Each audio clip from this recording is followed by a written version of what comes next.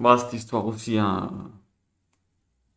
quand on l'a entendue, on était content de la connaître parce qu'elle est vraiment pas mal non plus. Le bonhomme, il a un de ses amis, c'était un docteur. Et qu'est-ce qu'il fait? Il l'appelle, il lui dit, euh, oh, j'ai un problème. Ça va, ouais, et toi, bien, ouais. Il dit, oh, j'ai un problème, j'en ai marre. Ma femme, elle est sourde, t'as vu. J'arrête pas de lui poser des questions, je lui parle et tout, même pas elle répond, elle dit rien. J'en ai marre, qu'est-ce que je peux faire pour une femme comme ça, là? Il n'y a pas un médicament, parce qu'elle est jeune encore, pour pas entendre comme ça, là. Et son ami, le docteur, il dit, ouais, c'est bizarre. C'est bizarre quand même. La dernière fois que j'ai vu sa femme, elle était bien, tu sais. Il dit, ah ouais, il dit, ouais, ouais, j'en ai marre, je sais pas quoi faire avec elle. Il lui dit, bah, tu sais ce que tu fais, vas-y, appelle-la, vite fait, je parle avec elle pour voir. Il dit, ça sert à rien, t'as cru qu'elle va t'entendre au téléphone. Il dit, vas-y, appelle-la. Il dit, oh chérie, pas de réponse, rien. Il dit, t'as vu, elle répond pas. Il dit, vas-y, appelle-la. Ah chérie, il dit, bah, tu sais ce que tu fais?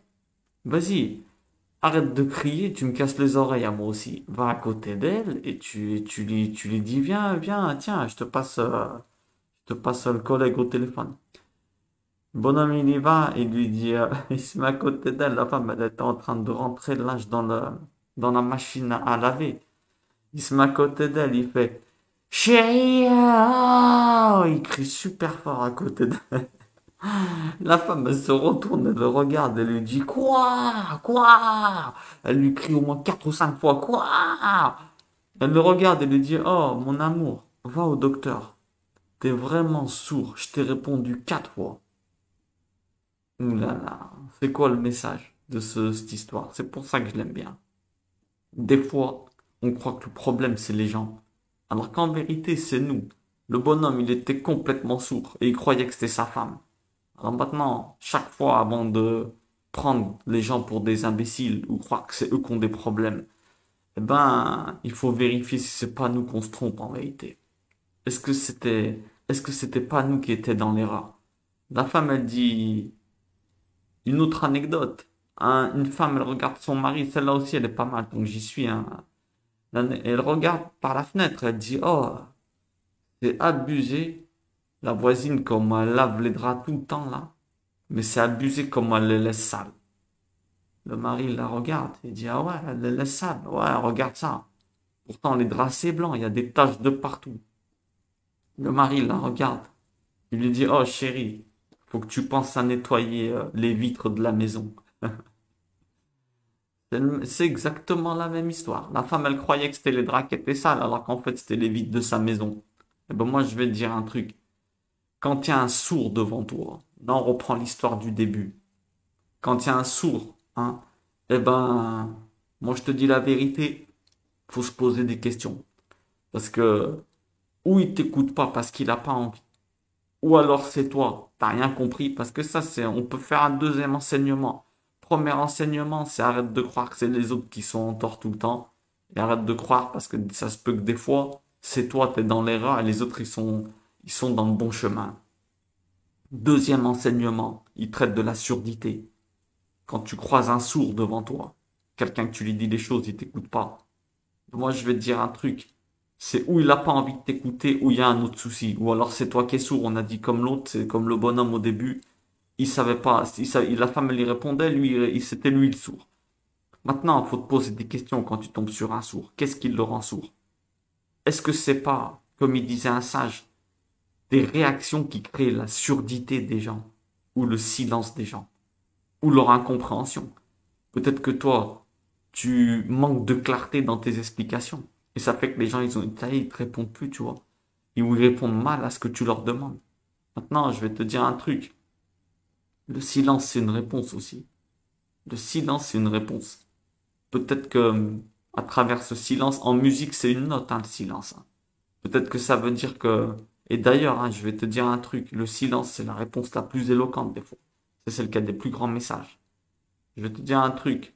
Quand tu tombes sur un sourd, ça se peut que c'est toi qui l'as éloigné. Ça se peut que c'est ton comportement qui a créé son silence. Qu'est-ce que ça veut dire? Peut-être que tu as trop crié, peut-être que tu as trop fait des reproches. Alors qu'est-ce qui se passe quand tu fais trop de reproches? Déjà, les cris, c'est normal que les gens, après, ils sont en silence. Pourquoi? Bah, parce que ça montre qu'il y a une grande distance entre vous. Quand tu es proche d'une personne, les amoureux, ils se parlent tout doucement dans les oreilles. Par contre, quand la personne elle est à 15 kilomètres, tu lui cries dessus. Maintenant, si elle est à côté de toi dans une chambre, c'est pas normal. C'est pas normal que tu cries. Donc, faut pas t'étonner si les gens après ils sont en silence. On crie pas dans une maison. Là, pour dire chérie, viens manger ça. Ou aux enfants, faut pas crier. Ça crée des distances entre les personnes. Vous comprenez ce que je veux dire?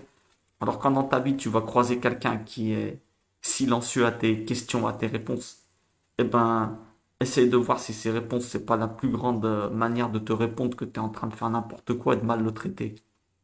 Maintenant, je vais te dire un truc. Oublie pas. Plus tu feras des reproches, plus tu rabaisseras les gens, plus tu crieras dans ta maison, plus on t'entendra. Mais je te promets que moi, on t'écoutera. Si tu rabaisses tout le temps les gens, si tu fais que des reproches, ça va pas être bon. Les gens ils vont être habitués à t'entendre et tu créeras silence. Beaucoup ils disent j'ai tout essayé, mais ils m'écoutent pas. Eh ben moi je te dis un truc, change ta musique et calcule ce que tu vas dire.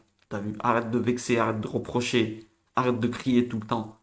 Et je te promets, tu dis que tu as tout essayé, mais en vérité, peut-être que c'est pas la bonne méthode que tu as essayé. N'oublie pas, les gens qui s'aiment ne se crient pas dessus. Les gens qui s'aiment, ils se parlent dans les oreilles, les amoureux. Quand tu cries sur quelqu'un, ça veut dire qu'il a 15 kilomètres. Donc ça veut dire que si vous criez dessus dans la même chambre, c'est que votre âme, votre tête et votre amour, vous êtes à 15 kilomètres l'un de l'autre. Ok? Allez, je vous souhaite une bonne fin de journée. Et j'espère que cette histoire, vous l'aurez aimée et que vous la partagerez. Non pas partage de mes vidéos. Enfin, si vous voulez partager, partagez. Mais partagez l'enseignement. D'accord? Premier enseignement, quand on crie, des fois c'est l'autre. Quand on croit que c'est l'autre qui est sourd, en vérité c'est nous, on fait n'importe quoi. Comme le bonhomme au début. Et le deuxième, quand une personne elle est sourde, il faut se poser des questions. Pourquoi elle répond pas? Pourquoi elle répond pas à nos attentes? C'est peut-être nous qu'on s'y prend très très mal. C'est même sûr. Bref, allez, je vous souhaite une bonne fin de journée et que Dieu donne du mérite à celui qui a inventé cette histoire parce qu'elle est vraiment bien. Allez, à très bientôt.